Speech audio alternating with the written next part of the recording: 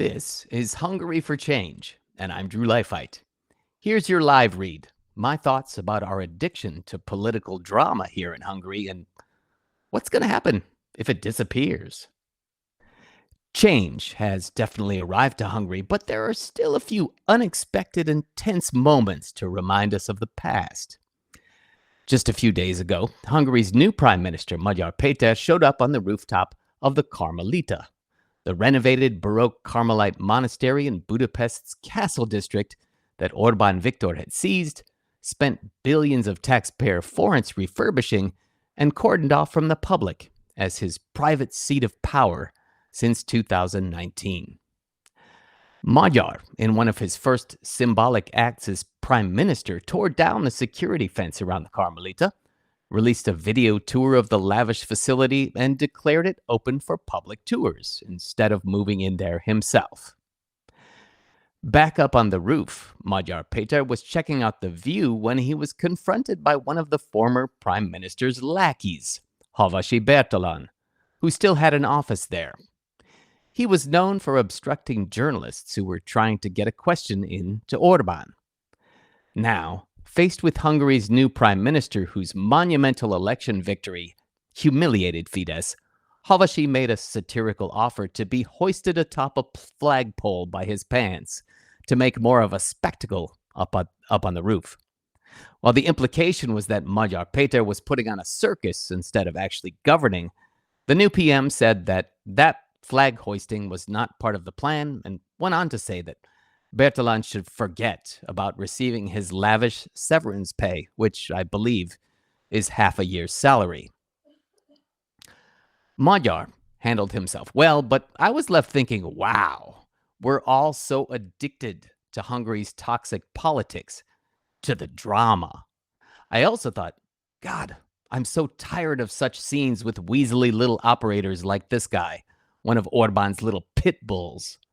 While there was no real point to this confrontation of the new prime minister, it was as if Havashi couldn't hold back his instinct to be obnoxious.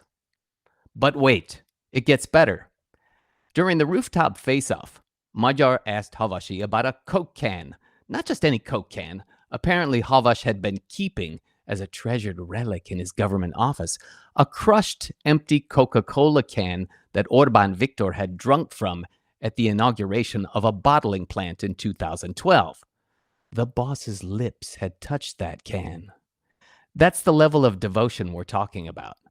Magyar asked for it, Havashi refused, and suggested its value be deducted from his severance pay. Haha. Incidentally, TISA is now polling at over 70%, with Fidesz's support somewhere around 20%. Wouldn't it be great not to see Fidesz's gang of mendacious liars on our screens every day? Mugs you might see in a Batman film. They remind me of what Alex, a Serbian friend of mine who lived in America, told me one night in my parents' old pub back home in Rockford, Illinois. The Hungarians, he said very emphatically, are conniving. That was his hot take as someone who grew up in a neighboring country. Okay, so beyond the generalizations, for money, for power, for prestige or status, Fidesz was a galvanized collection of yes-men and thugs.